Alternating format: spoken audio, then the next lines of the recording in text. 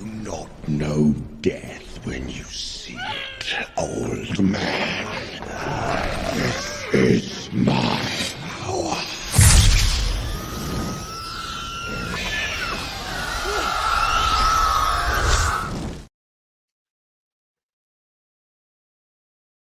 I hate this show, and I'm not excited to get into some of the things we're going to see.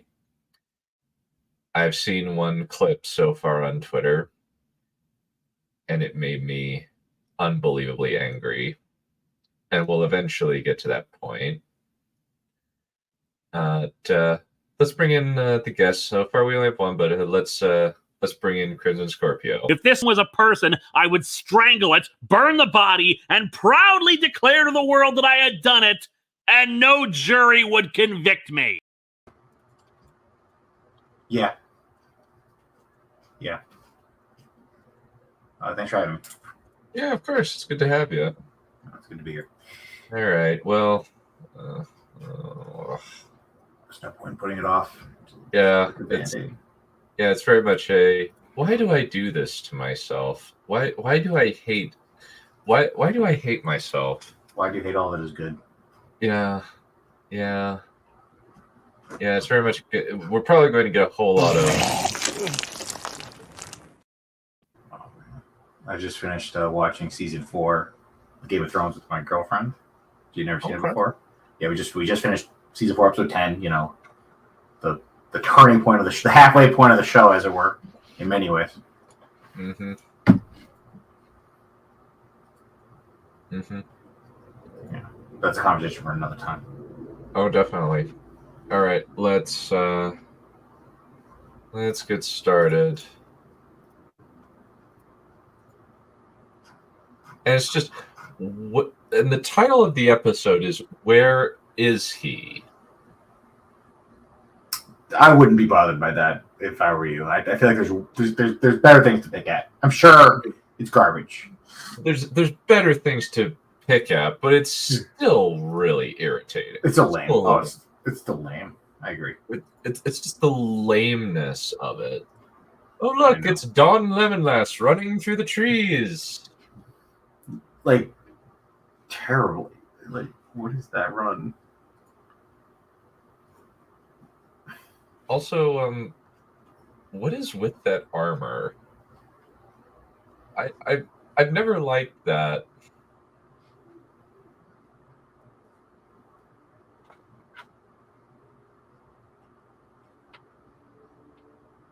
Okay. I guess they're talking about Dead Sauron. Wow. And the selective good hearing of the elves continues to be selective. Yeah.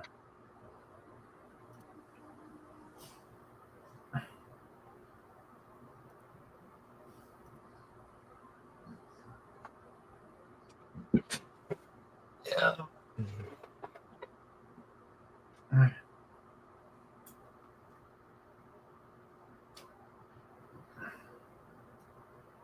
Do it. Okay.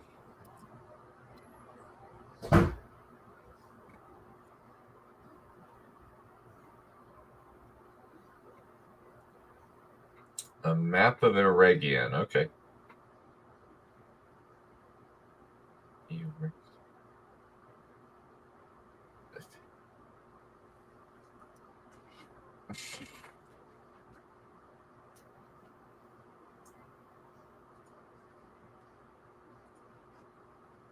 Wow, that's a lot of wasted mithril.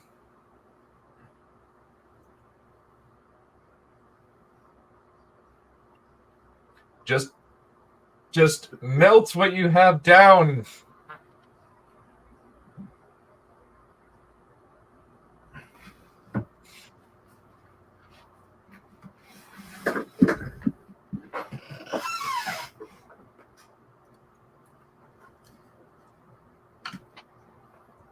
Oh snap! Yeah.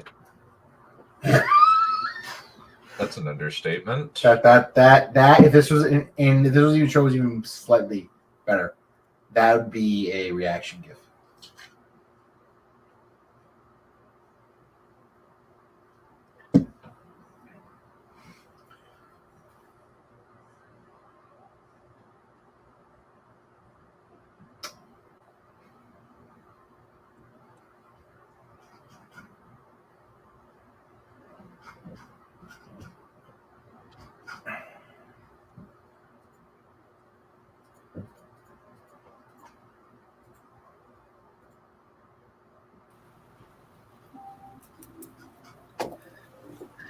Evening.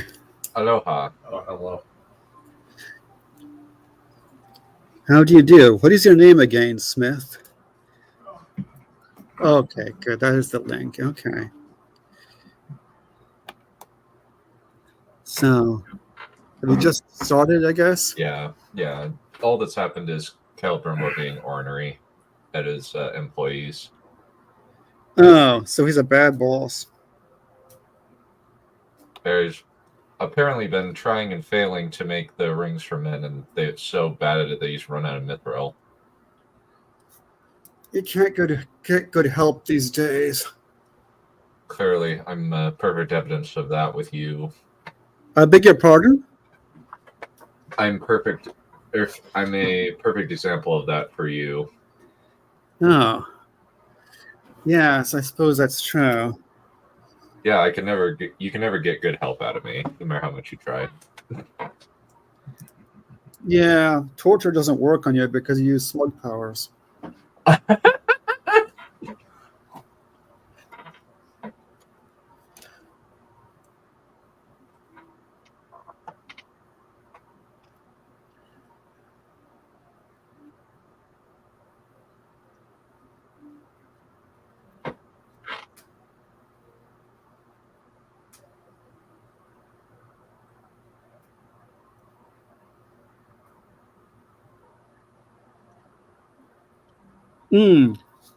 So he's a bad ruler, too. Yeah.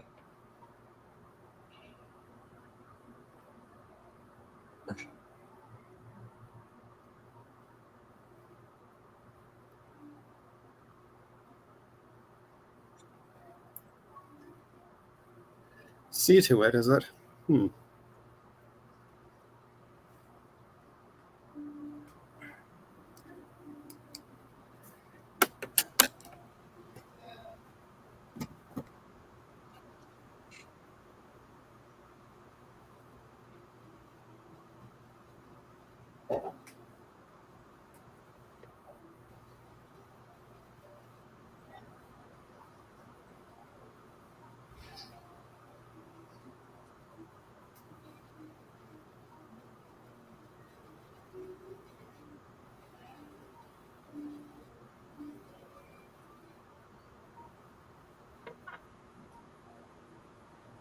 A thrum. I guess that's Feanor, but kind of weird.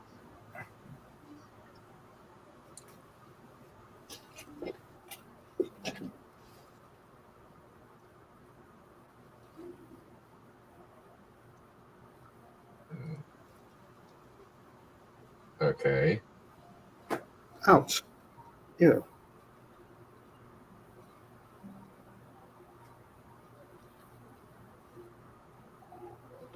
I guess this is Adar doing the whole Azog thing.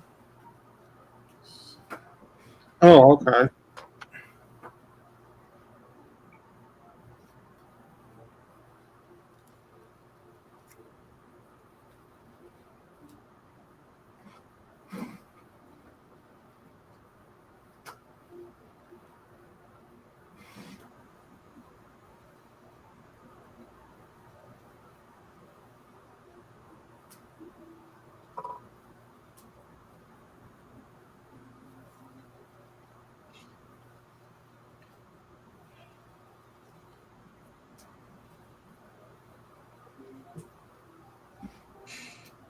Okay.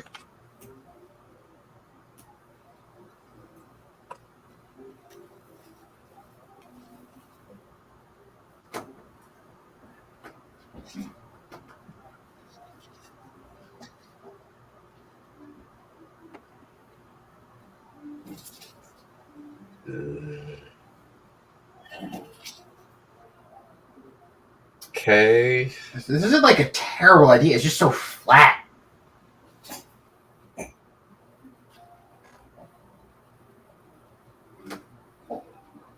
Also, this makes any humanizing of the orcs moot.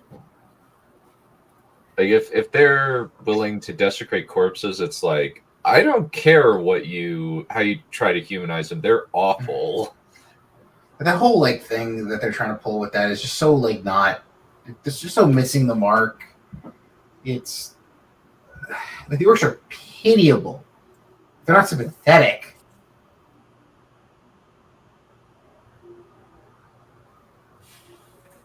Come on, what the fuck was that?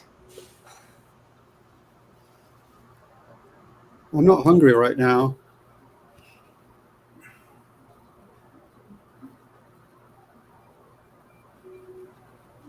They're never gonna recapture that Denethor magic. Yeah, the Denethor was one of the less wonderful things in the Jackson films.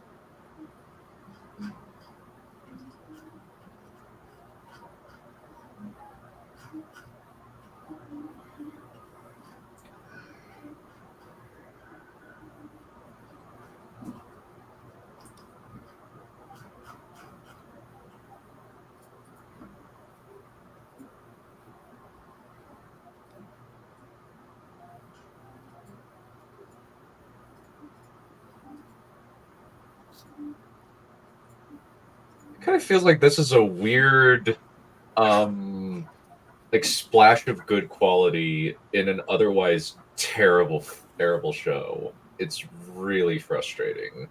Yeah. See, I'd rather this were worse. Well, kind of, mainly because I could just assume that they are just utterly incapable. No, it's more. Yeah, it's more insulting that they can occasionally pump out good things and don't. And if they're just always bad. So they have no consistency. Yeah. Like, that one line of dialogue is the best dialogue that the show has had. And it's the entirety of its runtime. Yeah. Who is this guy? This is Adar, the father of the orcs. Okay. Okay, that guy. Okay. Yeah, sorry. Okay, so it's one here. I never remember who's who. He's okay. This guy's the first orc?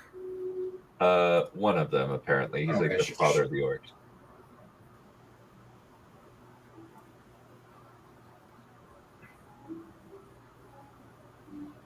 That's so dumb. He put it in the wash. That's great. It wasn't power, you just stabbed him with it, you moron! How is it this just... Oh, this is so frustrating. There's also an annoying bit where they didn't, after the Summeralls were cried out, they mangled the collar to go around Morgoth's neck as a collar, as a form of poetic justice. No, it won't. The Iron Crown is... Morgoth has no inherent power. He just did it because he didn't want the Summeralls to burn him. Well, we know already that the lore is not consistent with what Tolkien wrote. Even though to be fair, Tolkien's inconsistent with himself. But at the same time, yes, we know by now that the lore is not going to be consistent. You knew this and you let him go, you moron?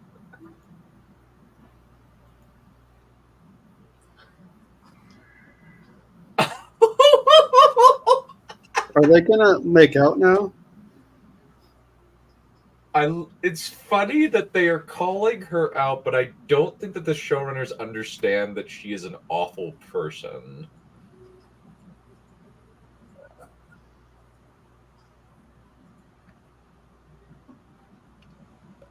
And has no redeeming qualities at all.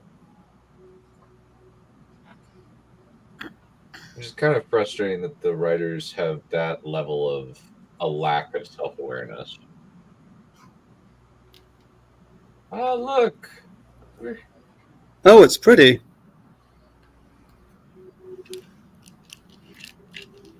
Yeah, it's never the visuals that are the problem here. Yeah. Oh, hello there, Trippishly. I didn't see you come in. Sorry. Hi, I snuck in. If I disappear, I'm still not feeling that whippy. Oh, So hey, I thought I'd torture myself with freaking rings of power. there's another pretty plant. What's going now? I guess if I'm gonna torture myself, I might as well have company, right? Hey.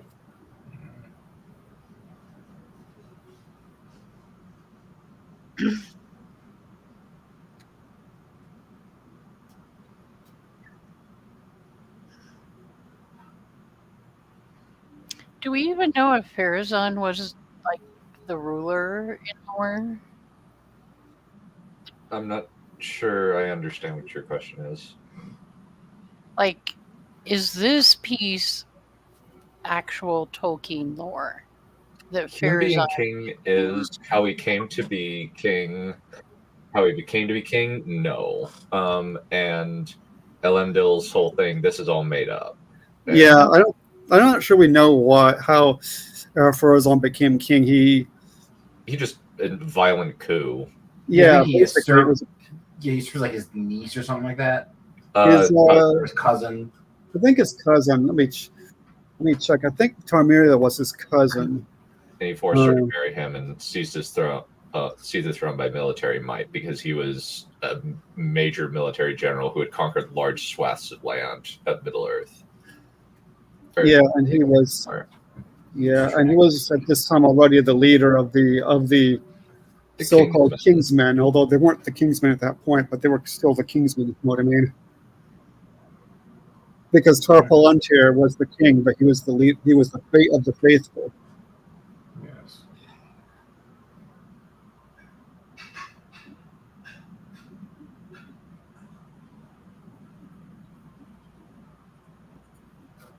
I say. Okay, now I'm going to start with questions because Tar Palantir. He's referring to what's her name, right? Her dad, her mentally disabled dad. So, does that have anything to do with Palantiri? So the reason why he's named because it's an Elvish word, he took the name Tar Palantir. It means the far-seeing. Yeah. Yeah, so a Palantir is something you use to see afar.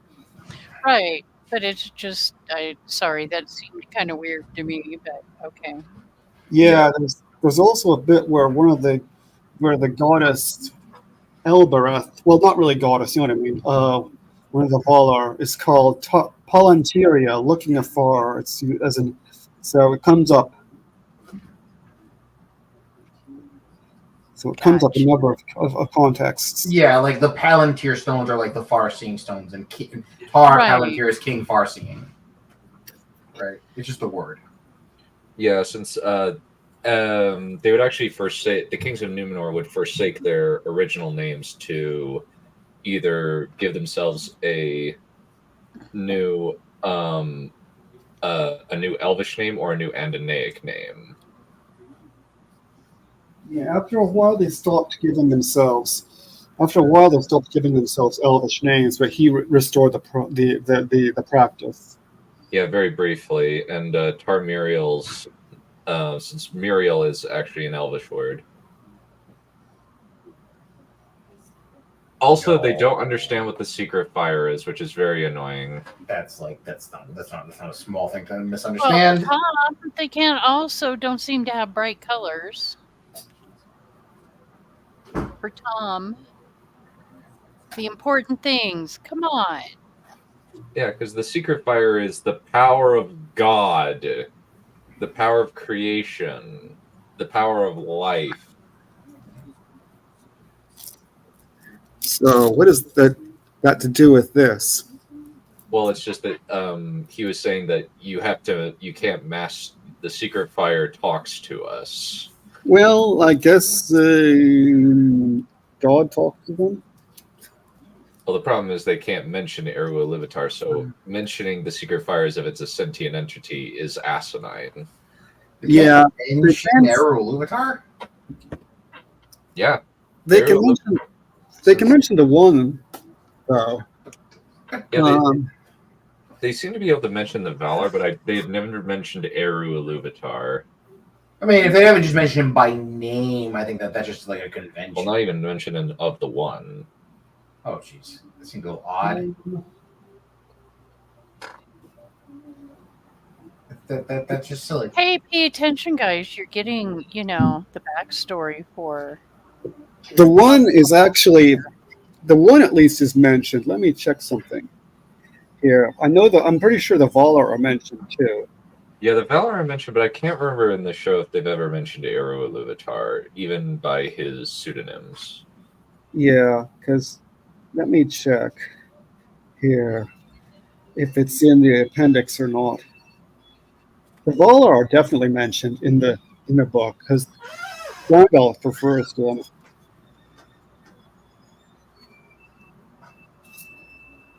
Different topic, but it's driving me up a freaking wall. Do they not have combs? Really? Evidently not. Ah!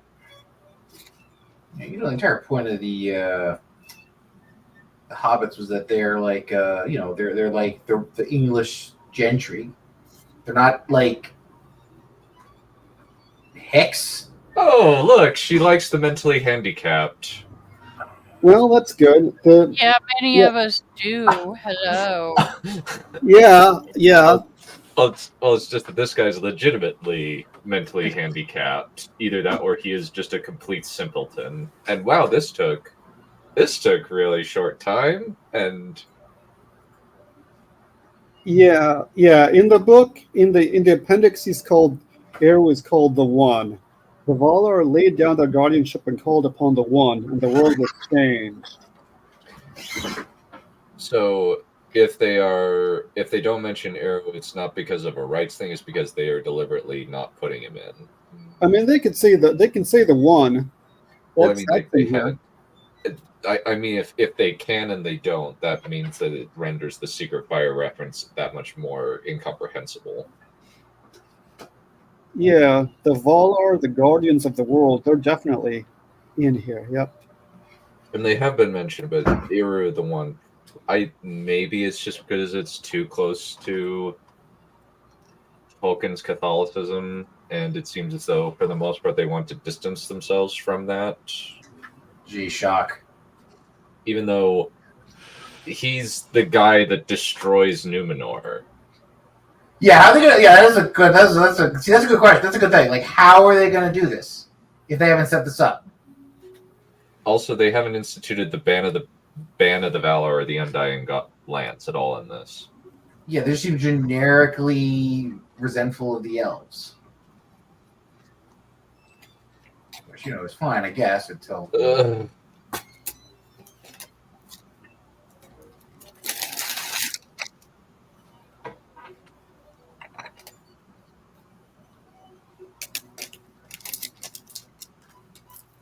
I like how they're making Tom Gandalf's like mentor, and I don't know that I'm being sarcastic when I say that. I mean, I guess he is the eldest. Yeah, but why? Why? Also, why does Gandalf need a freaking mentor? Yeah. I mean, why? I guess I could kind of understand that he Bless you.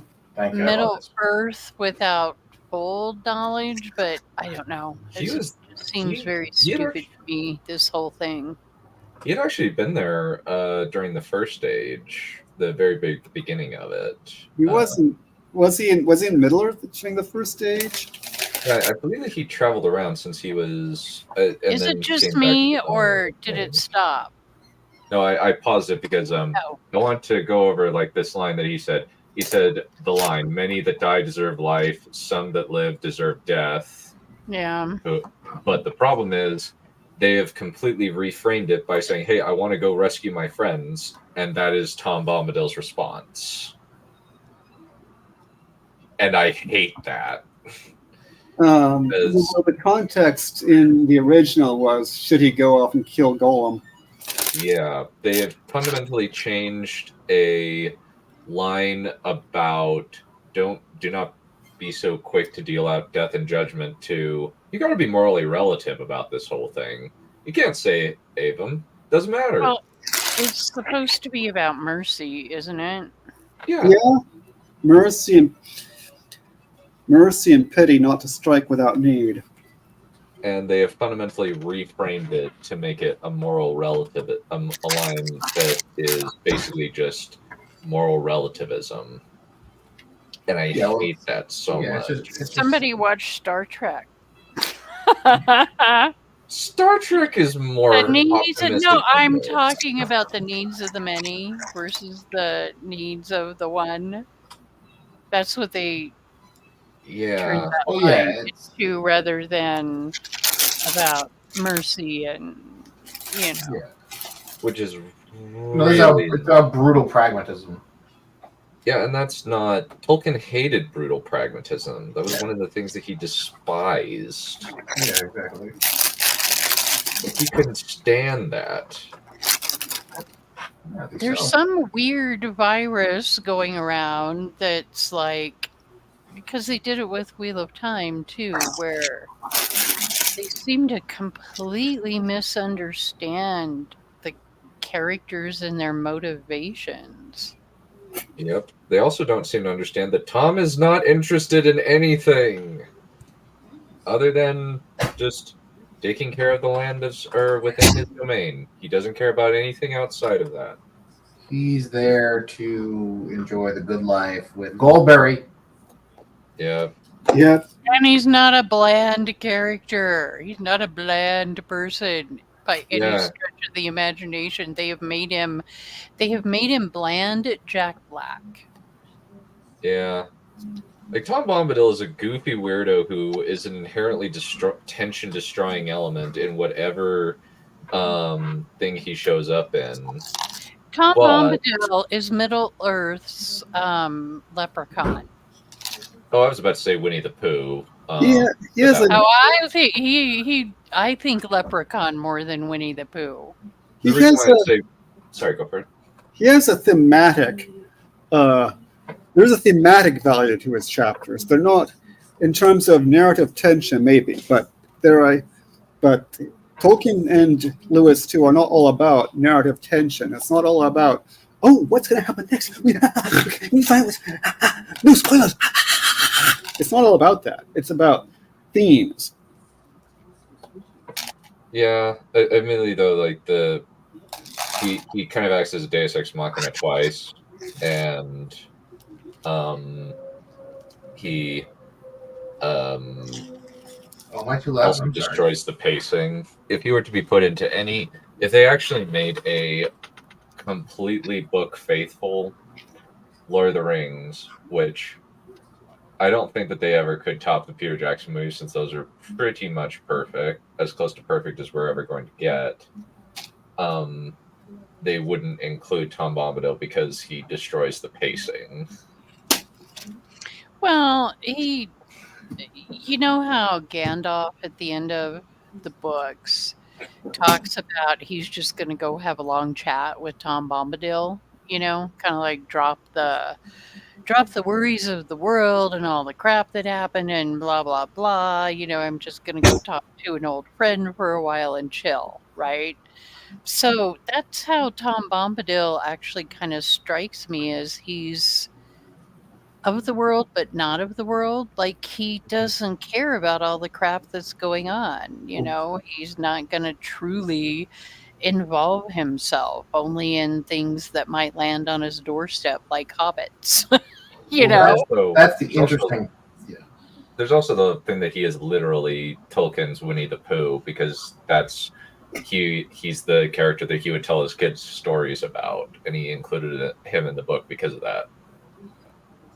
That's why that's on a meta level, though. That's nothing to do with his function in the actual story. In the concept of the narrative, beyond yes, I agree, the tension, blah blah blah. The other thing, the interesting thing about Tom, is that he's him being like carefree and not in it, right, is actually a detriment. It's not the answer to the problem, right? Because he can't solve the problem of the ring because he doesn't care, right? And that's why the Council of Elrond shoots down just giving him the ring.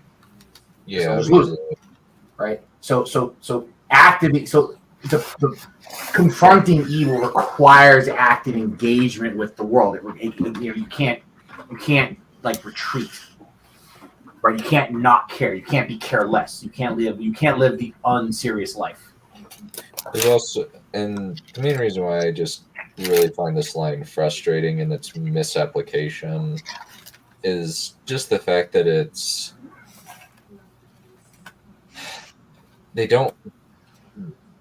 they've completely altered the context of this line just for a Memberberry, as well as ruining the line itself, and it's very, very frustrating. By the way, is anyone here familiar with Lord of the Rings? No. Okay, that was a parody that was made in the 60s of Lord of the Rings, and in it, Tom Bombadil is named Tim Benzedrine, and he's a druggie, and all his verses are about doing drugs. It's actually pretty funny. It's the funniest thing in the book. It sounds like Trip. I could eat it. Well, I wish. Sounds like Trip's dream thing. I could picture Tom Bombadil as a Middle-earth Don Quixote out there in the desert just doing peyote, I'd never pegged Don Quixote as a drug addict, but I guess he kind of is. Well, kind of. There's another... who's the... It'll come to me at some point. There is somebody else that I do confuse with Don Quixote that... Don Quixote was just nuts. That was a writer, and yes, he very much was Mr. Out in the Desert doing peyote and mescaline and... I think I know who you mean. Carlos Castanedas in the Don Juan books. There you go. That is who I was thinking of. Yes. Yeah. Yeah, those books. I remember we had one when I was a kid, and I was reading at the age of like 11 or 12. I didn't get any of the drug references.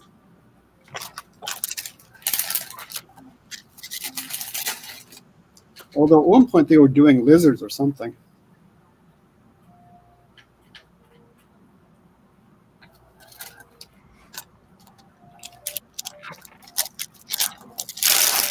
But here's the thing. Why is Tom Bombadil do it? Why? No. Why is Tom Bombadil Yoda? No, That's not his function. Why? I know, that's the thing. Like, he can't be this kind of character. And Saruman isn't evil yet. It would be more interesting if you want a great character. Saruman's the man for you. Yeah. Also, he's the one who should be telling Gandalf the hard truths. Yeah. Another big problem is just if the Dark Wizard is Saruman, that just ruins so many things about Saruman. Yeah. I mean, if the Dark Wizard... It can't be Saruman. Well, I mean, it can in Rings of Power, but... I have behaved so far, but what the fuck? Really? Is the Dark Wizard already evil? I don't know what else he would be. I mean, he's called the Dark Wizard, and people seem completely scared of him. So I don't... And it's kind of funny that they're just ripping off The Hobbit. They've turned Durin the Third into King Thror. Oh, wait, but they're trying to make it... What? That the ring is what initially caused the madness? Yep, evidently. I don't think that's the case, is it? delved more greedily and more deeply into their mountains for thousands of years. And eventually woke up the bubble, but that doesn't happen until like the third age. But then lots of things in this don't happen until the third age. I mean, this is a fun. Okay, this is there's a real problem here of the dwarves just not really being in the story that much. Right, they're just not there. Like, what do they do in the second age? So Sauron and the dwarves are going to do a hostile merger.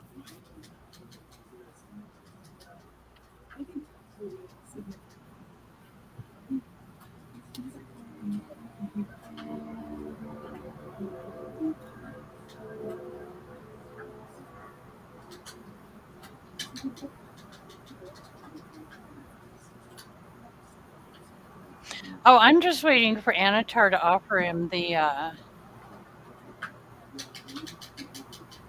One Ring? No, the stone. The Arkenstone? Yeah. Yeah, the Arkenstone. I know, but I'm just waiting for Rings of Power to have Anatar like pull it out of his ass and give it to Durin. Why not?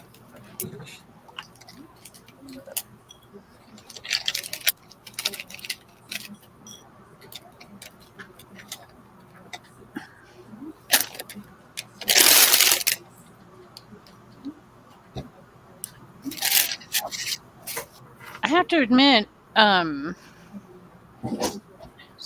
actor smirks a hell of a lot better than Galadriel does. Yeah.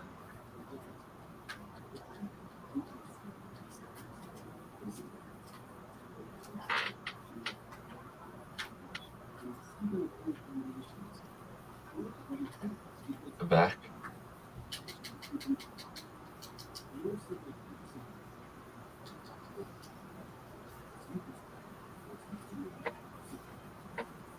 Okay.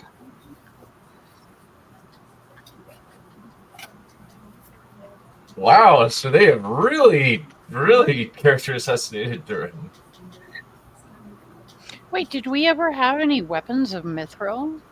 They never had weapons of Mithril, but they did have armor made of Mithril, and they could feasibly make it into weapons. I don't see a problem with making a weapon made of Mithril. There's just no recorded ones. Take off the ring. It's my precious. Go ahead, say my precious. Do it. Say the line, Bart. Come on, we know you're going to. Come on.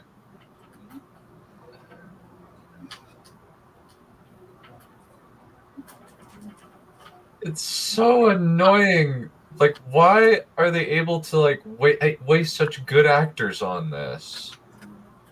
And like weirdly good scenes in the midst of this whole mess of bullcrap. And why does it have to be a ring pop? Yeah, it's a little bit big. Here we are. Coke a lid, smoke a lid, pop the mescalino. Crash a hash, then a crash, make my mescalino. Pop a hill, pop a pill for old Tim Benzadrino. Apparently the ring gives you super strength. Mm-hmm. Yeah.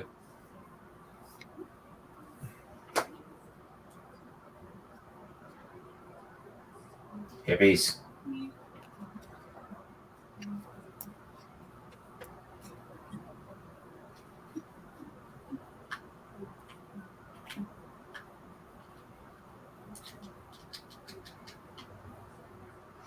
You know, Disa, I kind of liked you in the first couple episodes you were in. Now you're just a freaking loud, pushy bitch.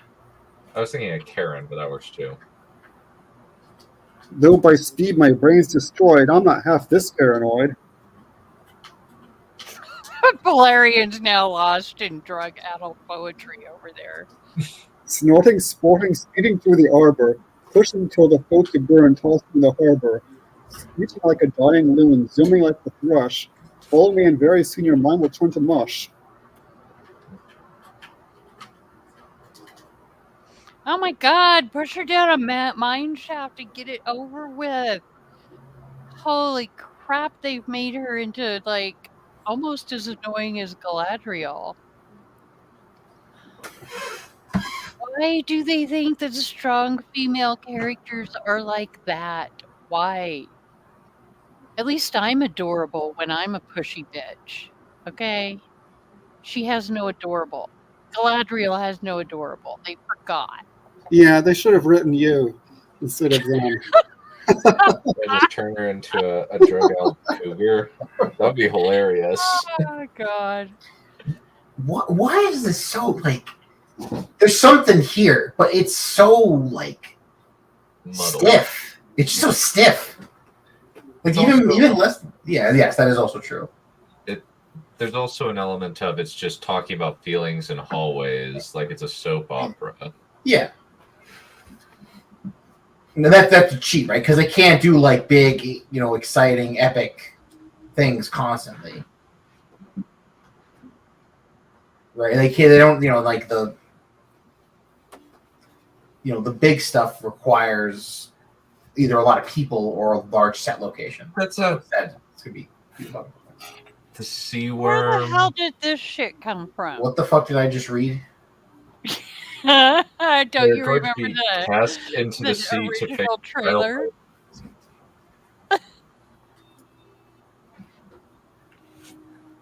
At least Elendil is like rapidly becoming like he's still a dumb character, but at least he has integrity. Yeah.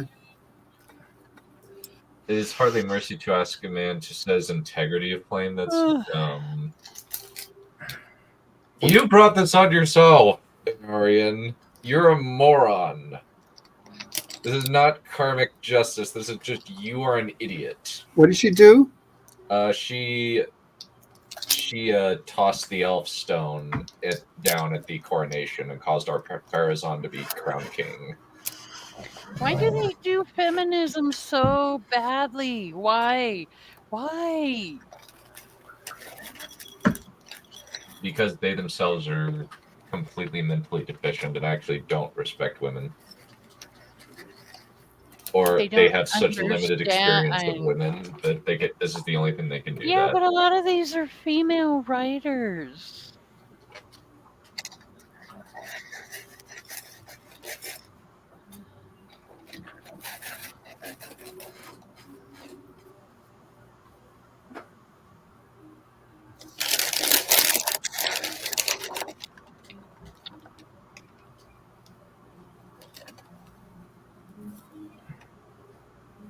What happened to Tamriel? Very little. She's just kind of been shunted to the side because she's blind.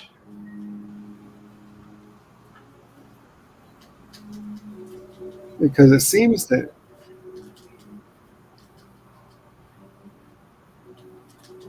okay, now I guess I do remember the bit with the eagle. Was that when he usurped? Yeah, that's when he usurped her. Okay, I'm glad I caught something. Sorry if I'm asking stupid questions. No, you're fine. It's the show is extremely unmemorable. Yeah, and there were a couple episodes where half the time I like listened to maybe a third of what was going on.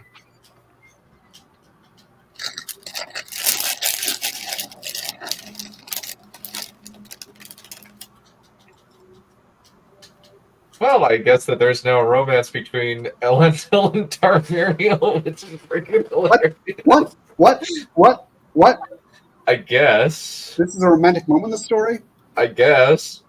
Other than if like her heart's gonna be broken by his death. Okay, it is, well, now give him credit. It is possible to love Yeah. someone in a different way and be broken hearted if, True. you know. It's oh, Sada!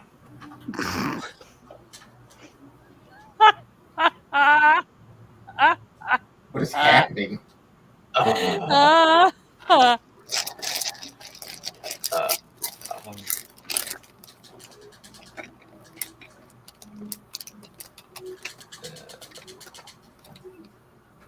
Yeah, I've got a clip for that.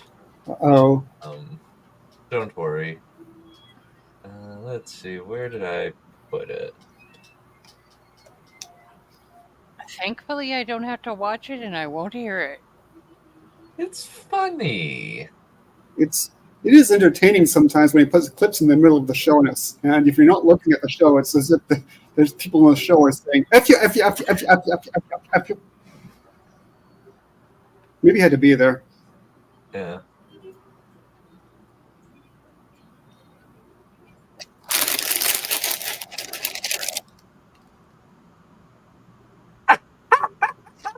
What? Oh, fuck off! What the bleep?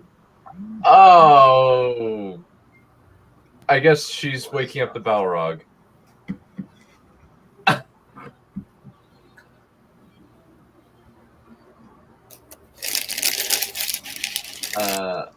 What?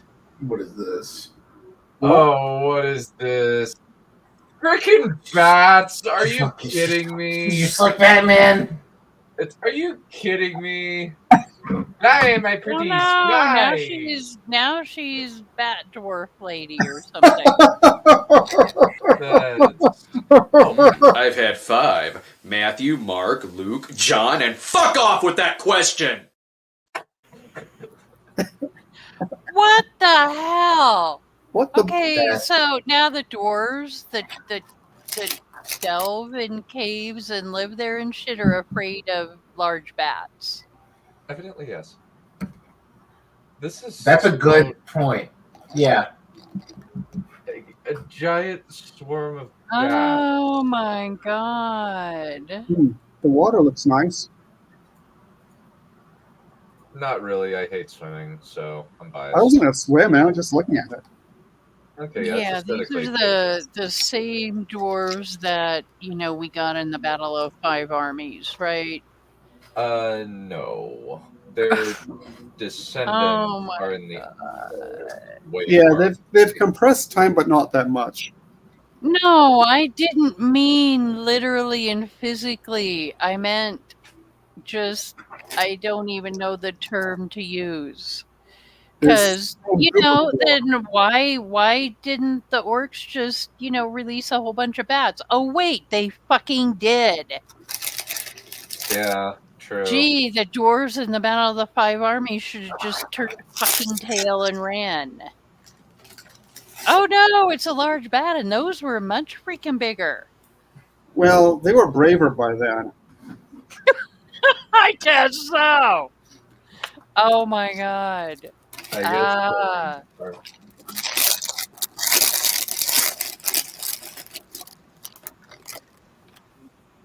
Oh no!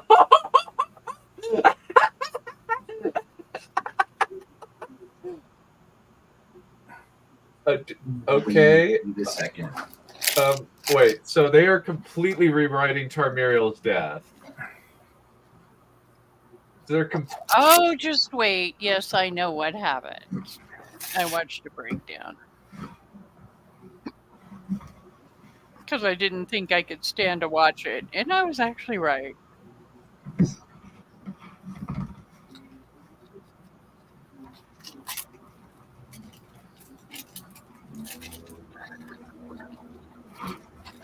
This is so stupid. That didn't even make any sense. Sorry, Yeah. but it really didn't. Also, just why are they doing the death of Tarmiriel way too early? Oh, give it, wait, give it time here. Oh no, they're gonna bait it and then not kill her. Dang it! Yeah, I mean, in the What I books, understand. Tarmiriel doesn't actually do a lot in the books, and one of the very few good scenes she actually has is when she dies. Yeah, because I don't actually know how she dies. So she dies with Numenor. Even though she is a good person, she goes up to the top of she's the last queen to go up to Minaltarma, and she dies when the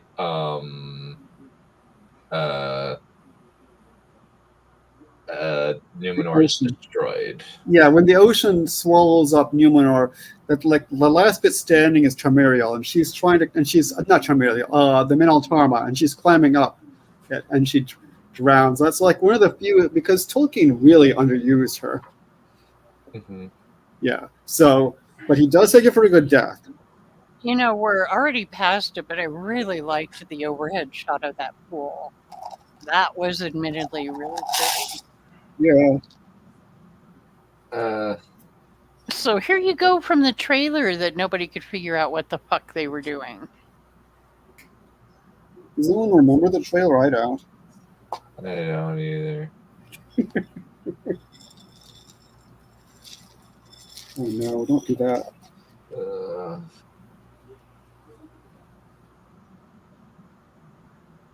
Is that someone rubbing up their motorcycle?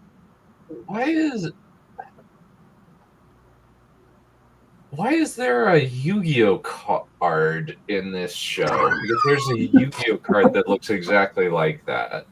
It's called Sharktopus. Can you actually hear growling like that underwater? I don't know. Come on.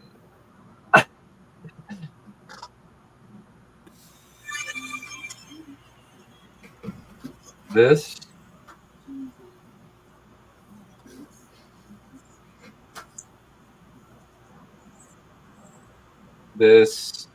is bull.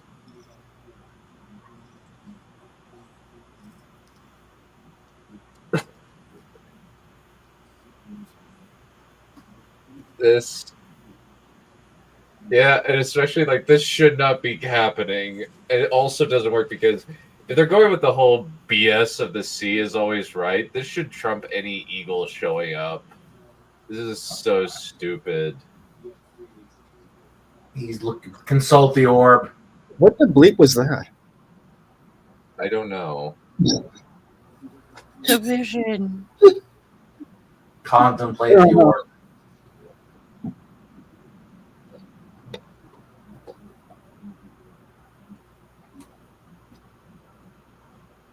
Halbrand.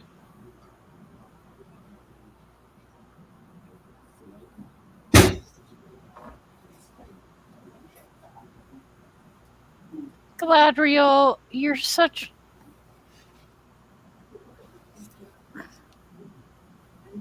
The writers just completely don't understand that she is a completely awful human being, awful character who has no value. Awful human being.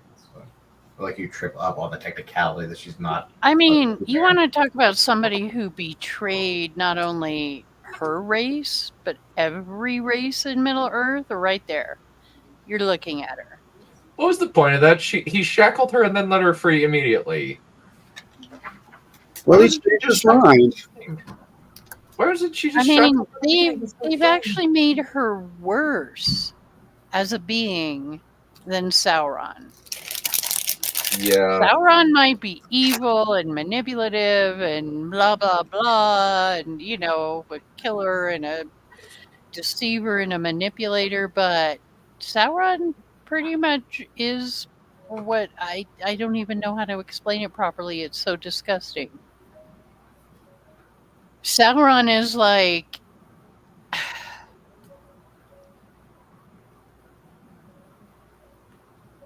you're all dead. Sauron is like sincerely evil.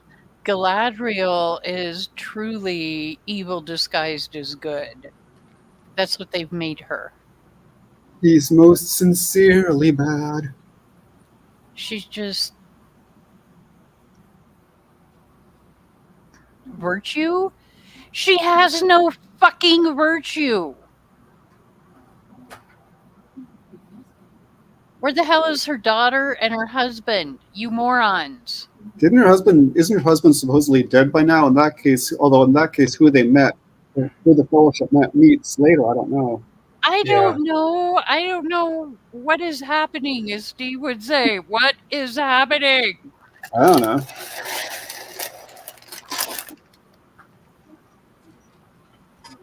And whose fucking fault is that, you bitch?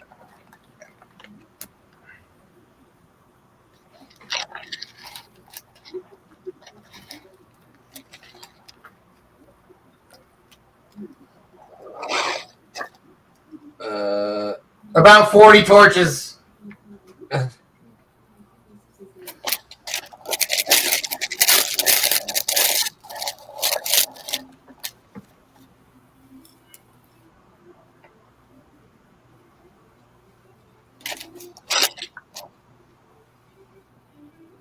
Are you hearing any annoying noises from me? I don't know, Also- it can't be any more annoying than this fucking show, Valerian. Or maybe I should make it louder. I'm messing about with things here. Maybe I should make it louder.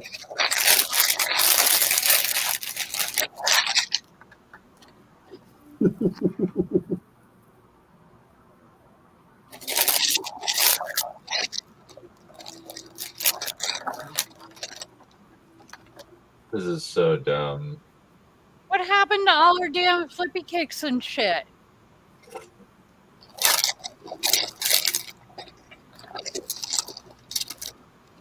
Oh my god, woman, go to a facial expression coach. I just want to hurt you. These performances, these faces. Yeah. Oh my god. Behold the conch. Oh, there's some lighting. I freaking hate this show. It loves you. No, it doesn't.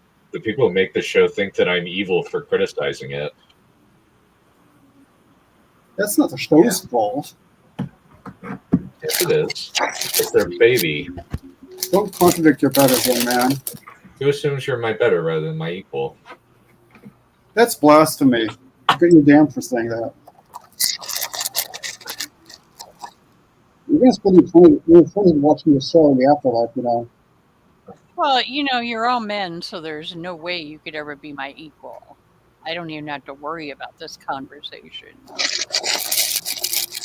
You shouldn't tell us that, though. You should just manipulate us into going at Hey, each other. I am nothing except transparent about my manipulations, because it's so much more fun when somebody knows you're manipulating them, and they still can't do a fucking thing about it.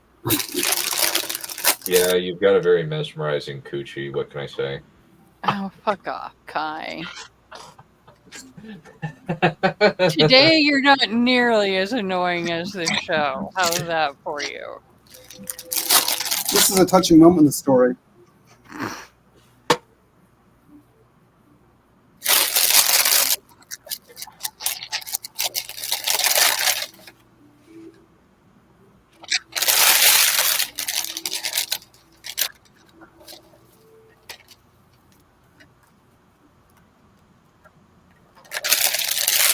Oh my god. What an So asshole. he apparently, like, has the super strength as well.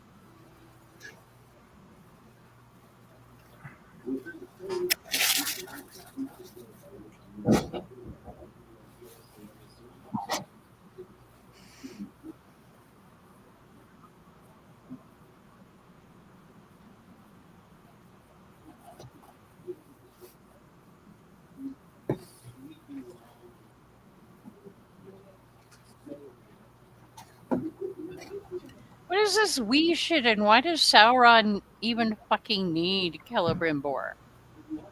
I don't know. I mean, at this point in the show, seriously, why does he even need them? Celebrimbor was off, whatever, pouting or hiding or whatever, and Anatar was fucking had all the elves mesmerized, and they were making the shit anyways. I mean, come on, Celebrimbor didn't even know how to, like... Do an alloy. Yeah. Yeah. Which is So why does he need him? Yeah, which is major character assassination. It's really kind of hilarious that they actually did something that stupid. Okay, I guess Sauron's using his mind control powers. Very subtle, though.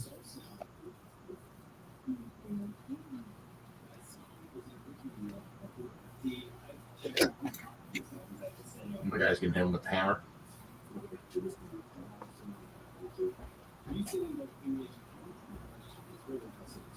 What is this?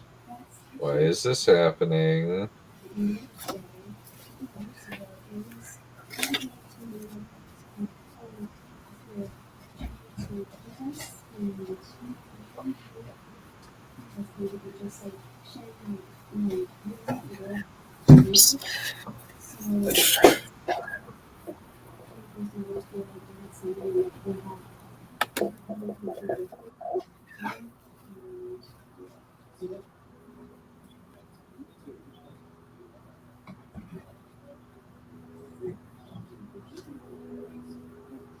Well, number one, that ain't a freaking powder.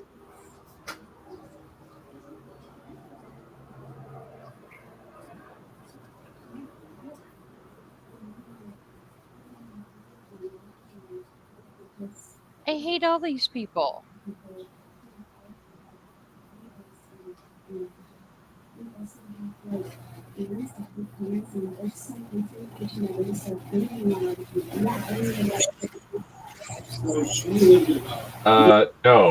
No. You don't.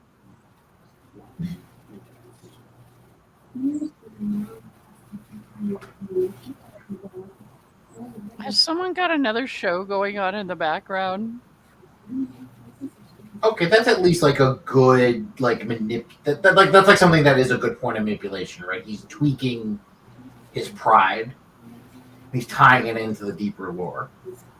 Yeah. Well, Anatar has been doing that, but it's like we were just talking about. It's so transparent. Celebrimbor should not be falling for this shit.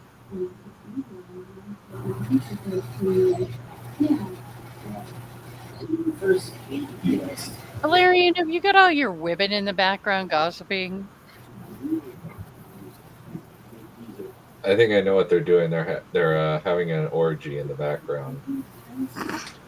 That sounds very cash money. Yeah, he's filming it for profit on OnlyFans.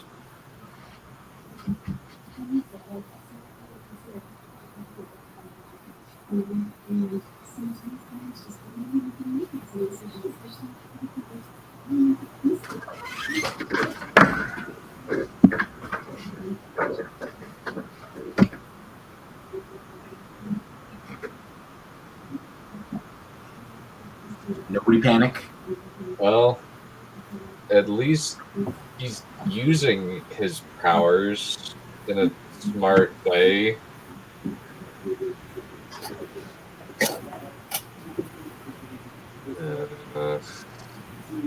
And there's that smirk from the trailer. Exactly. I actually like that smirk. Yeah, it's just so frustrating because you have small moments of quality sprinkled throughout this terrible show that just make the bad stuff more irritating.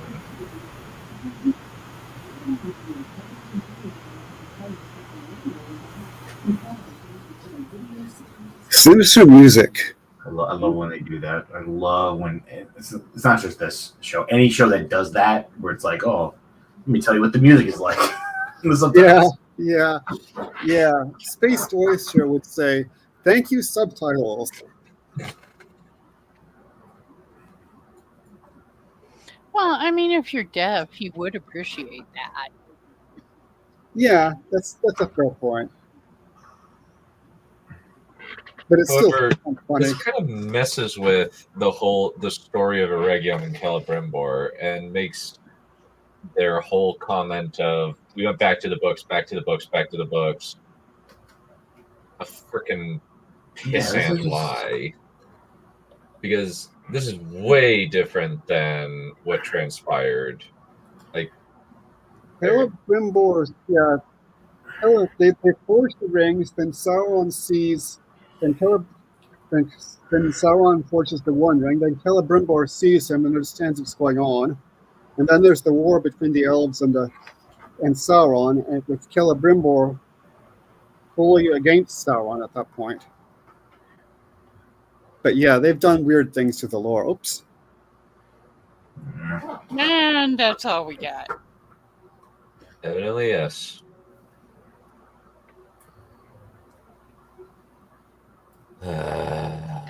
I hate you! Hey.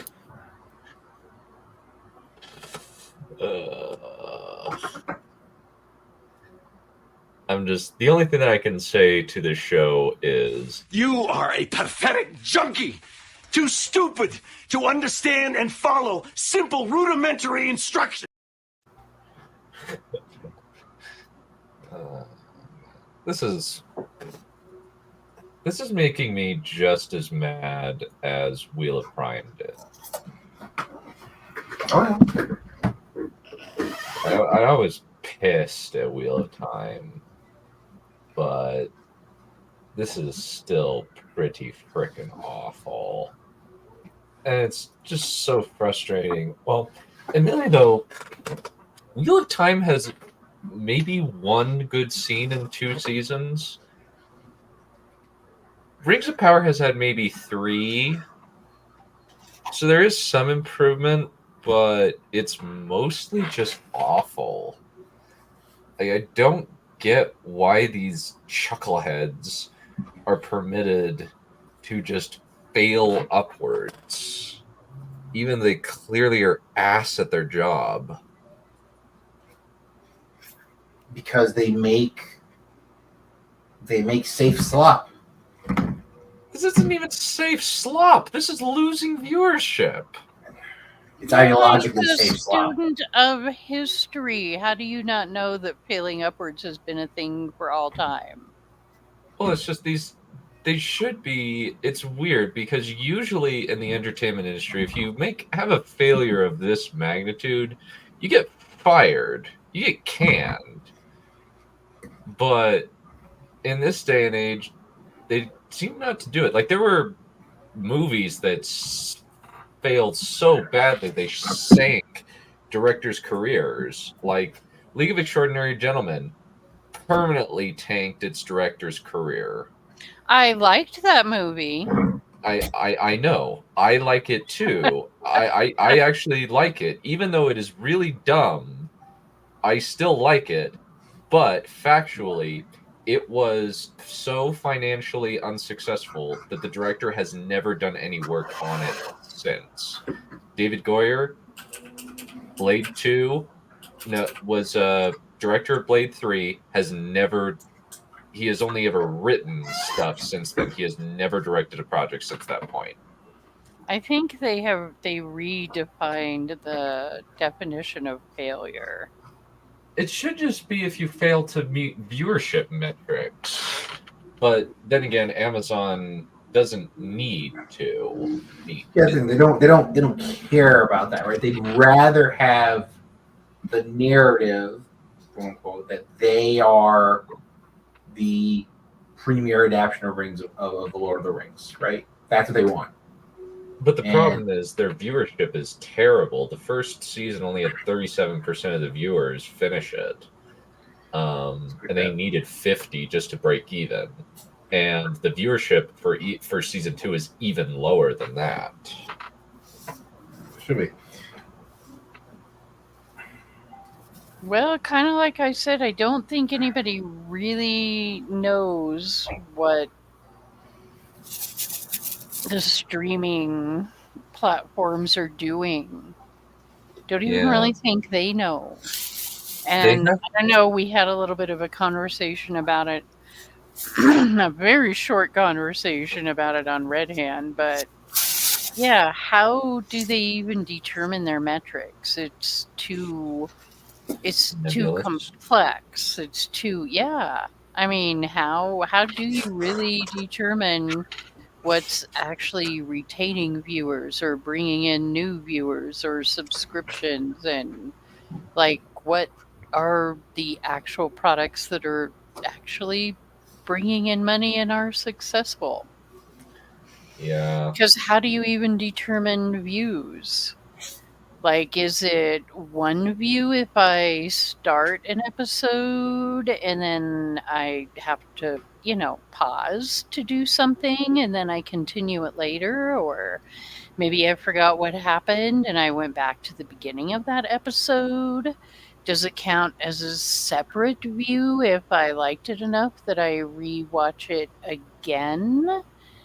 I mean, darn well their algorithms and stuff can track that by user, but what if I have a household? What if I watch it once on, my Amazon account and say I had kids or something or a husband and, my husband watches it on the same family account later? Those would be two legitimate unique views, but would they be considered unique views? Or then you have people who want to pump the numbers and so they just continuously replay this shit. I mean, I honestly wouldn't know how to mine the data that you truly need to mine to figure it out. And if I've been a Prime member forever, which I have for a variety of reasons, am I a Prime member just because I like the shopping and the free shipping and I consider the video just to be a bonus? Or, is that why I retain my membership? I mean, how do you determine that shit? I don't think you really can.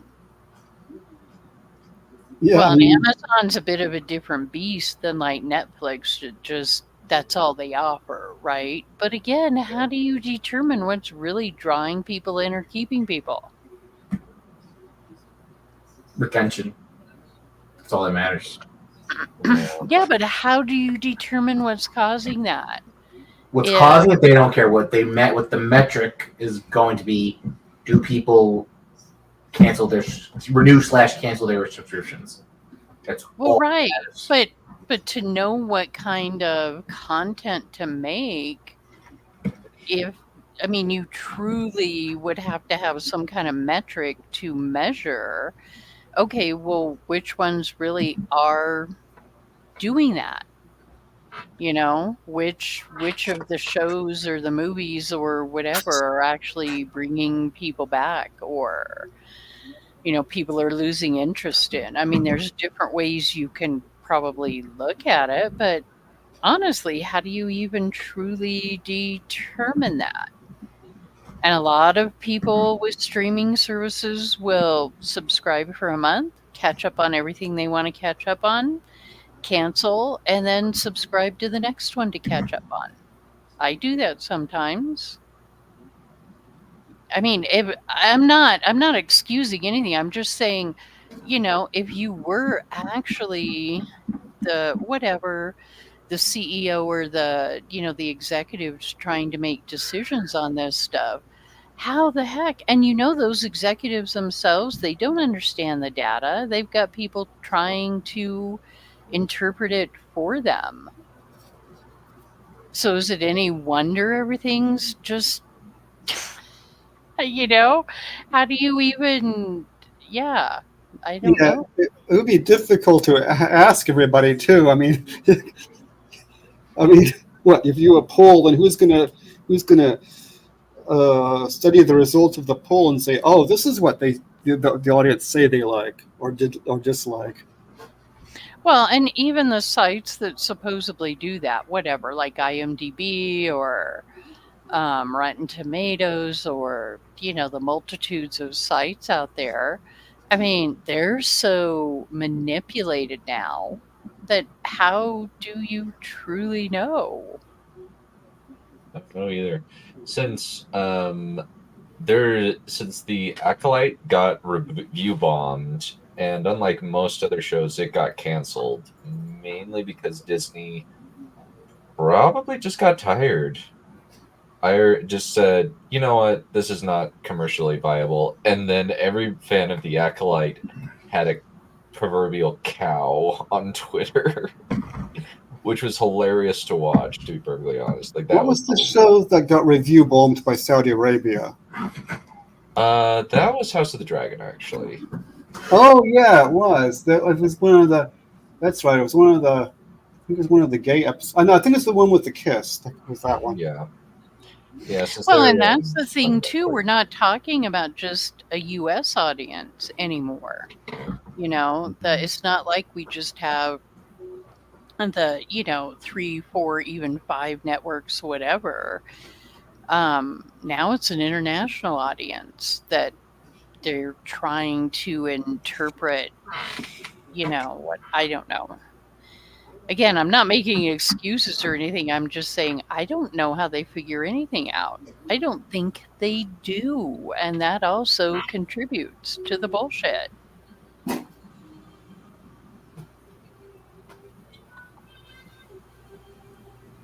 Let me see. So, let me actually take a look at top 20 movies that bombed so hard actors' careers. Ended director careers. Huh.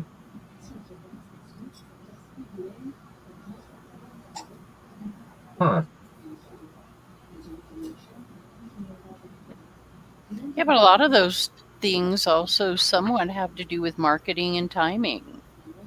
True, but there's not some. even. Cutthroat Island was pretty bad, though. Like, that was one of the big. Cutthroat Island, it was so bad that it ruined an entire studio. It ruined an entire genre. I still don't understand the name of the movie that you said. Cutthroat Island. Oh, another one that I actually enjoy quite a bit. Never seen it. I just know fun. that. I know. Blah blah blah. Blah blah. I'm not making a statement of its quality. I'm just saying that objectively, it did so badly financially that it ruined an entire studio. Oh, here we go with that word again. Which is actually it's sad because that is one of the campiest, most fun pirate movies. Gina Davis was fucking awesome in that movie. She was. She was, and that movie ruined her career. She never acted real. She kind of quit acting after that. That movie killed the entire genre of pirate movies. Yeah. Well, no, Pirates of the Caribbean. Yes, famously, yes. But that's what it took to revive that genre. And even then, and it really is too bad. Now we have to watch that. That, Kai. I know. I imagine it's probably just going to be campy and stupid, and in the same way that The Room is campy, fun, and stupid. No, it is so much better than The Room. So much better and enjoyable than The Room. Unfair here. Yeah, I guess like in the same vein as something like Commando, where it's just utterly stupid and you just laugh in enjoyment, or like Conan. Different genres, don't you do this? But yeah, if you're gonna think, if you're gonna put it that way, I would kind of liken it to things like Conan. They're very much over the top in their genre. Yeah.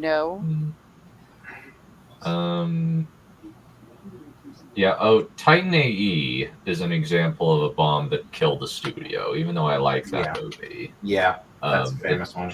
It killed Don Bluth Studios pretty much permanently. That's a sad one. Because that came also that comes right on the heels of like that comes right in the middle of like the early 2000s animation dip, and then that basically killed the traditional animated movie. Yeah. And Don Bluth Studios made some great animation. Yeah. So Cutthroat Island had a budget of $98 million. Yeah. It made back $18 million. So that's bad. So it's nominal. I don't really understand why, though. I just think that people just did not like it. No, I mean people just watch it. No, I mean this is right around when there's a whole slew of like. So 1995. So Cutthroat Island was 1995.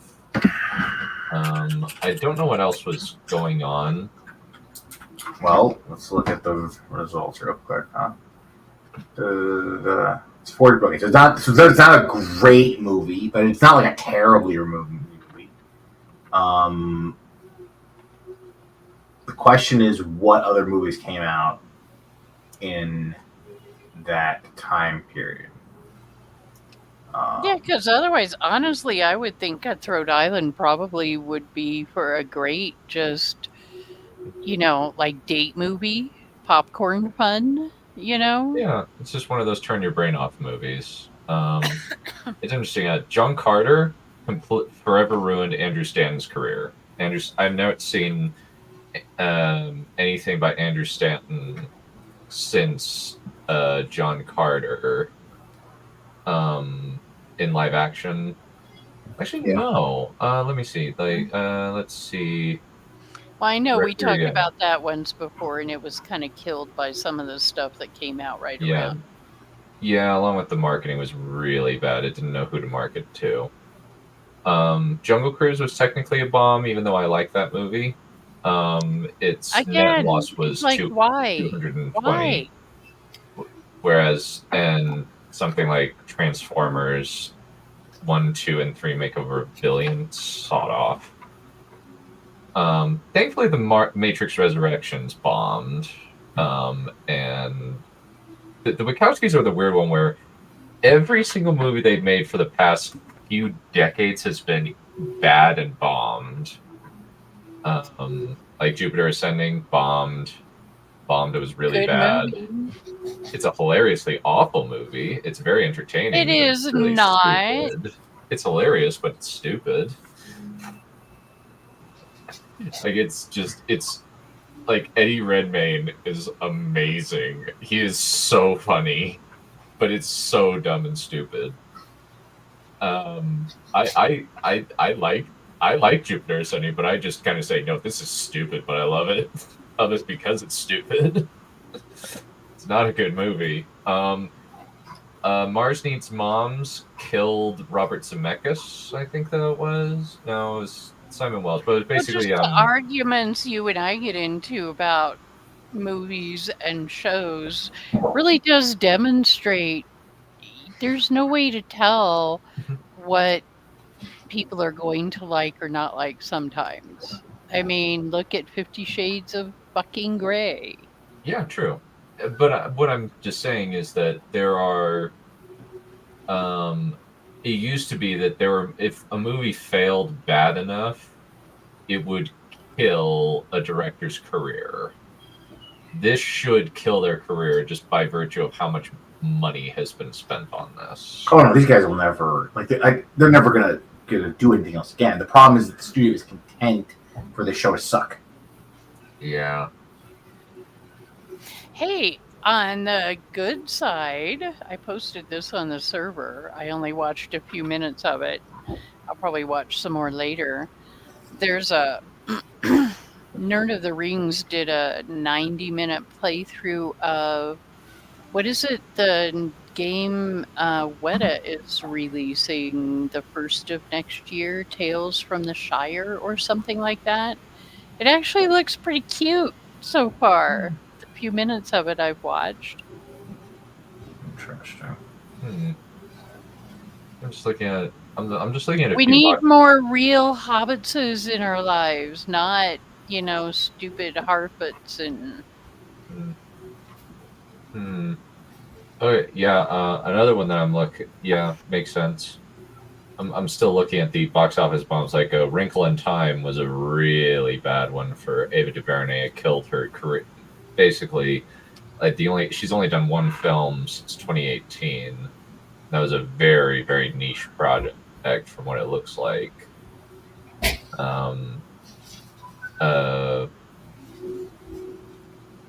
Treasure Planet basically killed 2D animation for Disney.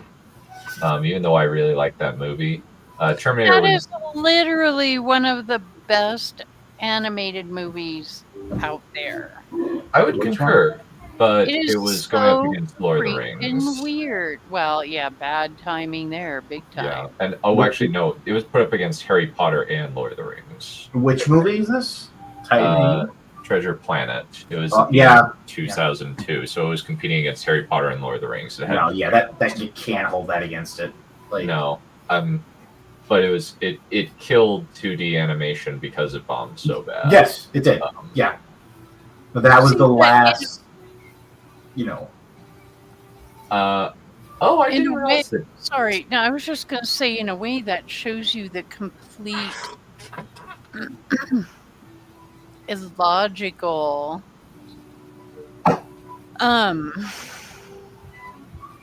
direction that things go. Because, yeah, I get it. It's all about the money. But it shouldn't kill people's careers or studios or whatever, because it shouldn't be money that determines everything. Because if you take a property like Treasure Planet and you look at it objectively, you know the reason why it had such, you know what I mean, that it bombed, quote unquote, didn't make as much money as it needed to make, right? I mean, there's very apparent reasons, Harry Potter and Lord of the Rings. So when people were having to choose what to spend their money on, there you go. Yeah. So that shouldn't kill somebody's career, though. You know, it really didn't kill. Well, the thing is, it didn't kill Musker and Clement's career. It took them a while to come back to animation, but they could come back. And it was kind of their passion project that they got after doing a bunch of other projects like Aladdin, Beauty and the Beast, Little Mermaid, etc.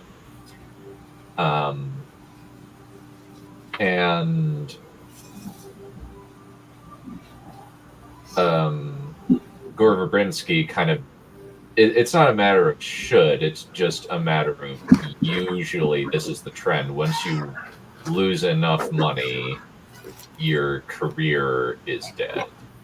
Like they will just say you're clearly not up to this.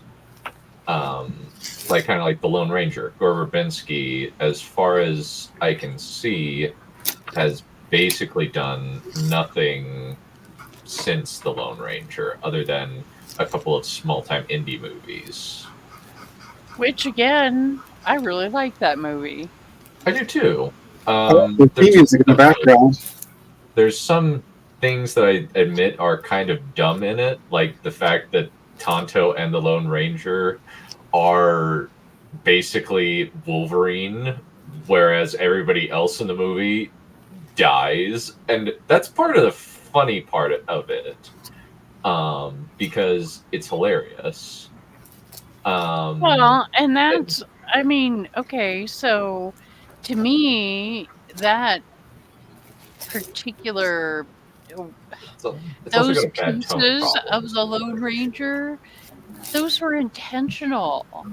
I mean, there was, kind of like an Indiana Jones type of, adventure style, or, it's that kind of action that has that humor in it. Also very much like Pirates of the Caribbean, Yeah. I will agree, but my major problem, even though I would say that I can still enjoy the movie in spite of it, is the tone problem of the Lone Ranger, where they will go from something really serious to something really, really childish, as well as just I think that the big one is when all of the natives die, and Tonto's and the Lone Ranger are just looking at the ground, and then it abruptly cuts to the horse standing on the tree. And it's like, yes, that's funny, but that is completely wrong.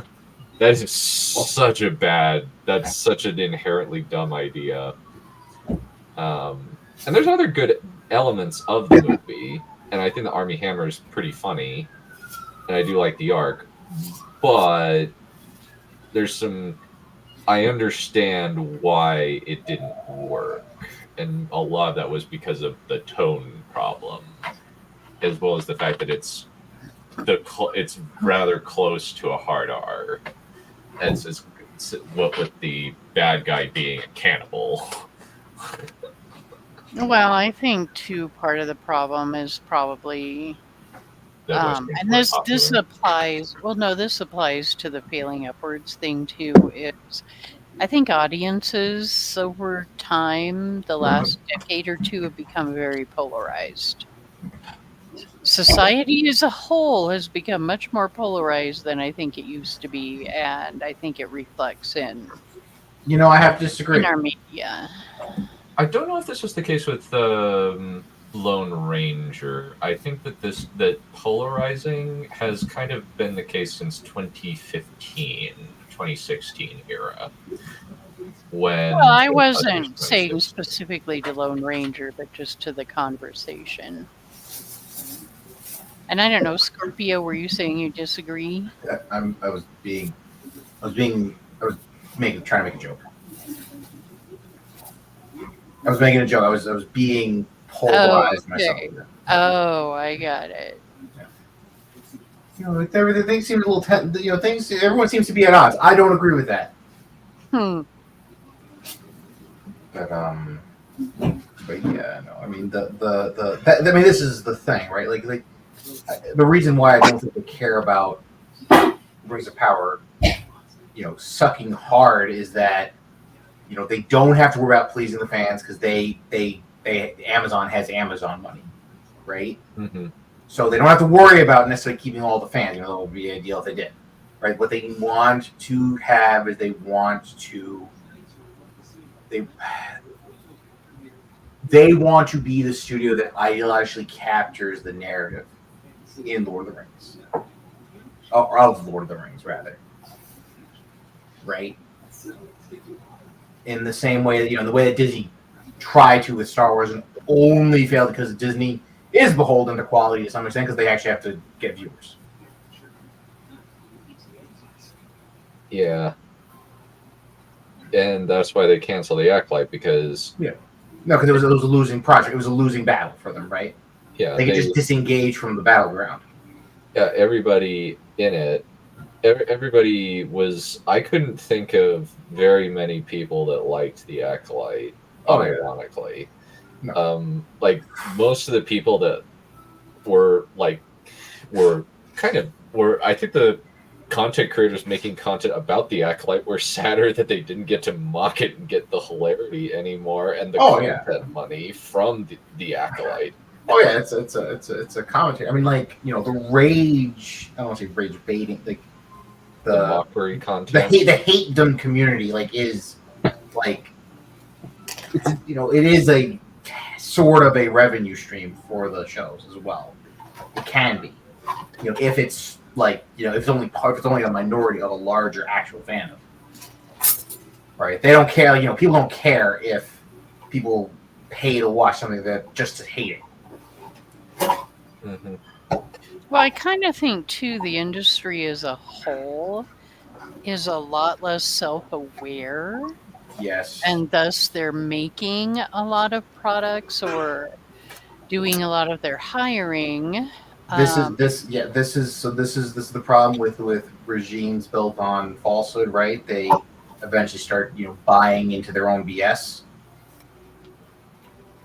Well, right? Yeah, exactly. I mean, we were what did we? I don't know. We on Sword and Pen's server, she periodically, I think once a month, tries to do a movie watch, and a lot of it is older movies, like a lot of the things that I tend to recommend for our watches too. And when you look at it, really, 80s, 90s, and even before that, but I think what they did well, in addition to so many other things, and not having to worry about DEI and all that, but I think what they did really well is they are self-aware. I mean, in a lot of those movies that are so good, whether they're comedies or dramas or whatever, there is a self-awareness to them. Like if they're campy, they know they're being campy, and they go with it and they're okay with it, but nowadays, like if they try to be campy or funny or whatever, they also have to throw that damn message in there. It's got too much politics in everything. Well, it's no longer. It's no longer ironic, right? Like the '90s, the decade of irony is dead. So which is too bad, unless you're Deadpool. That's why I like Deadpool so much. Love Deadpool so much. Irony is not completely dead. No, but it's fallen out of like the nihilism of the '90s, let's say, right? Proved insufficient to, or maybe it did prove sufficient to lay the groundwork for everyone to be ideologically captured by the next thing that came along. Well, right? Yeah, it's kind of like humanity's going through a phase of complete denial of just how ridiculous humanity itself is. We're all ridiculous in our own ways. People are like taking themselves way too seriously all the time anymore. We're living. I think you've got me thinking about it. That's kind of applicable. Well, we're living in an age of what we might call decadence or even post-decadence, right? And irony can't solve that problem, which is why they're dead. So people have to take themselves seriously. And of course, what that means is that if you're ideologically captured by something not great, you're going to double down on it. You're going to triple down on it. But well, yeah, this is very obvious when people are going around wearing golden diapers. Yes, I went there. What was that about golden diapers? What? Trump supporters? Is that what they wear now? I thought they wore red baseball hats. It is a thing. Some people have gone that far. They're wearing red. They're wearing golden diapers now. They've gone beyond the red baseball caps. Oh, and the big bandage over the ear, and it's like, which, you know what? That would actually be hilarious in not a very sad and disturbing way if people were actually self-aware about doing that. If they were still showing their support, but at the same time they were, they were being self-aware at just how over the top and ridiculous it is. I don't think self-aware goes with that scene. You have to be too bad. Yeah, well, there's a lot of things self-aware doesn't go with. Yeah. Just guilty as everybody else. But so I don't have to worry about it. But, so yeah, I think it just trickles everywhere. The feeling upward thing is very frustrating. But I think we see it in all aspects of our lives. It's just one of those weird things about human nature for some reason. Don't really get it either. 2 more episodes, folks. 2 more episodes of this. I'm really looking forward to season 2, episode 8. I want to see why it was so great for the first 3 quarters, and then the last quarter ruins everything. See, so there's something interesting, right? There's an actual something to sink your teeth into. These are just lame. Do we get a what's up next for episode 7? I guess we could pull that up. Let me. And I don't know, I'm not in the theater. I think you can just play that with a couple of pauses in the stream. Well, I think you can just play it straight to 7 trailer. Let me just pull it up. Since that's the thing about they can't copyright this. It's not. It's a trailer. Every soul in the seen or unseen world will know that it was you who was the architect of their demise. These rings may be how he attains power. They must be destroyed. I'm afraid. In Sauron's hands, they could work an evil beyond reckoning. You will give me the 9.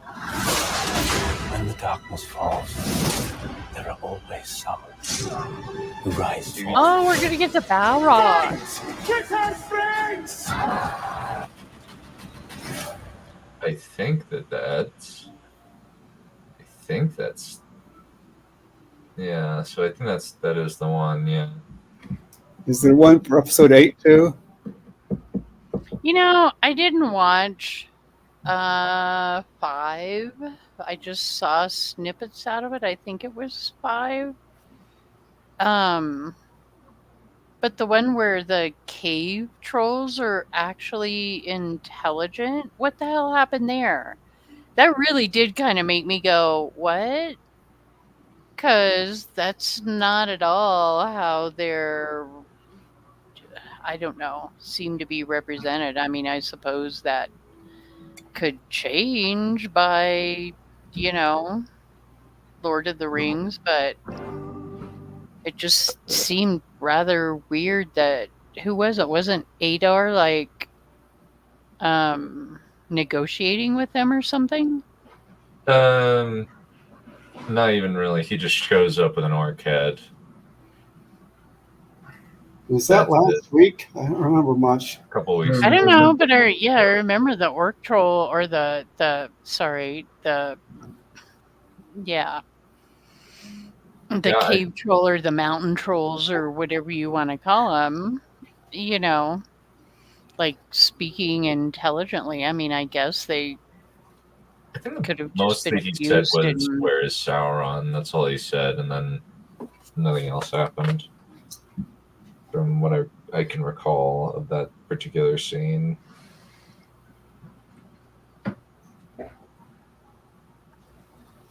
Yeah, there doesn't appear to be a trailer. War has come to Middle.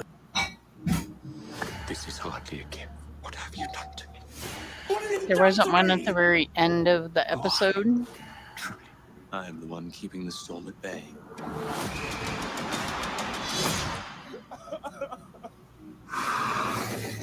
Sauron is my enemy. Yeah, no, it's... Yeah, there isn't really one. It's weird. I'm trying to find it, but I'm not seeing it. I'm really playing on an interesting idea there that the orcs also hate Sauron, right? Well, yeah, they do, but they are terrified of him. Yeah, of course. Yeah, no, I know that. Yeah, and the idea that an orc would defy him and try to kill him is so stupid. And that they could succeed also.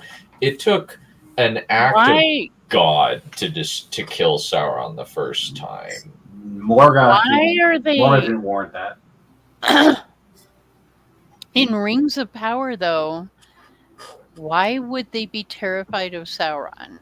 Given what we have seen, what has he actually shown power-wise that should make anybody terrified of him?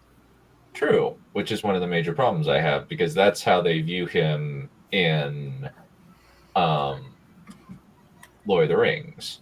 Admittedly, though, they are more immediately scared of the Nazgul, but the Nazgul are Sauron's willing minions. They're scared of Sauron because they read the script. Yeah. Well, but that's kind of the thing, because it really is okay, in Lord of the Rings, it makes sense because there's that backstory, right? Sauron's got all these armies and he obviously has power and he's got people to carry shit out and, whatever, right? But yeah, in Rings of Power, now that I think about it, it's well, why? Yeah. Why is anybody actually afraid of him? Why? What has he actually done? He hasn't even skinned anybody alive and made them dance in their flesh, nothing interesting. Yeah. Yeah, it's really, really frustrating. Because Although, from what I understand, I didn't watch episode 1 either, but from what I understand, they killed him and he turned into a big thing of goop. like Yeah. black goo or something and then reformed or something. Yep. That's exactly correct. I think they're scared of the wig. They're afraid that their fashion sense his fashion sense will kind of ooze over to them, and then it'll be jolly embarrassing, you know. I mean, did that actually happen In in Lord show, of the Rings? I mean, No. in lore or Nope. whatever? Because Nope. Sauron just fled from the Valar, hid, and then resurfaced as Xanatar, the Lord of Gifts, immediately. Some people were a little suspicious of him, but they didn't know he was evil yet. Yeah, they just thought he seemed fair but felt foul.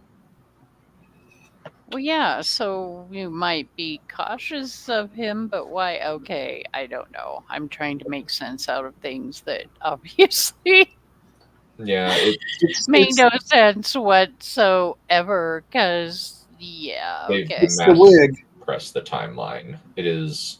They've compressed thousands of years of history into. You know what story I really want to see that nobody has the rights to, and they would totally fuck it up, but I'd really like to see Baron and Luthien. Yeah, that would be great. I mean, Yeah. you want a kick-ass female character, that would be Luthien. Yes. Yeah, it would be difficult to pull off, but it would be cool to see. Yeah, and Just Turin. her. Oh, sorry, Valerian. If you want something more grimdark, you could use Turin too. Yeah. Oh yeah. Yeah, I love the Children of Furin. That's such a good story. That's even the Sons of Feanor are done. It's a long time, but done right. That's a hardcore story. Yeah, the Sons of Feanor is pretty neat. And Yes, it's that's my go-to explaining how cool the elves can be. yeah, where it takes multiple Balrogs to kill Feanor. I just mean as characters, really. I love what happens to his sons at the end. Yeah, where they end up, one of them casts himself. Yeah. Well, you're underwater, Kai. Can't understand you. So And now you've muted yourself.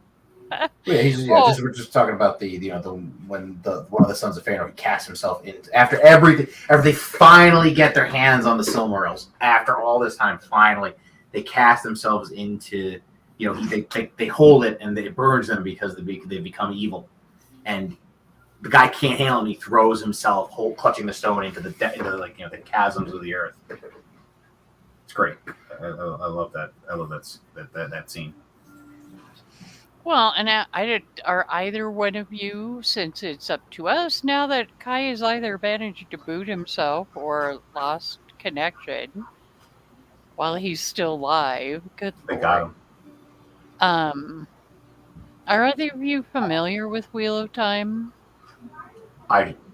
No, I wish I was, but I'm not. And I don't really think Valerian is. Darn it. There is a...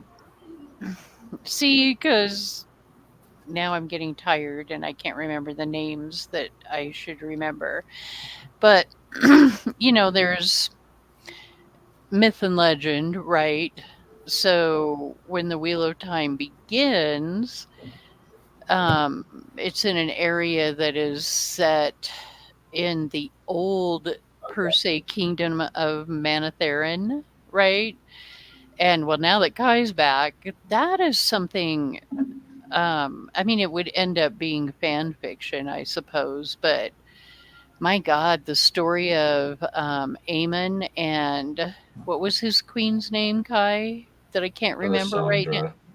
Elisande. No. Oh,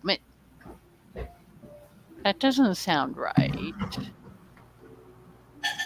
The one that sacrificed herself. Eldraine. Thank you. That's what I was Oh, looking so it's for. Yeah, I remember it was all Elisanda was the Rose of the Sun, and that was what she was called, and that's what I was thinking of. Okay. No, and that makes sense now. But that would be another, like, that would be a kick-ass story to see on screen done right, wouldn't it? That historical part of Wheel of Time, even though we only have just the kind of the basics of that, but holy crap, that would be awesome. So that I'm reading through The Expanse now, and I gotta say I'm really enjoying it. I haven't read it. I keep hearing that. I don't know. I might add that to the list. The sad thing is that I really enjoyed the series, except I cannot stand. Yep. Now I'm having. I can't remember anybody's names right now. Holy shit. I've not seen the series. And Naomi. Oh my god, I cannot stand that character. I literally have to either fast forward through most of her scenes or mute it or whatever, because the combination of the character and the actress, I'm just like, you need to go away. You're ruining a fantastic series. Stop it.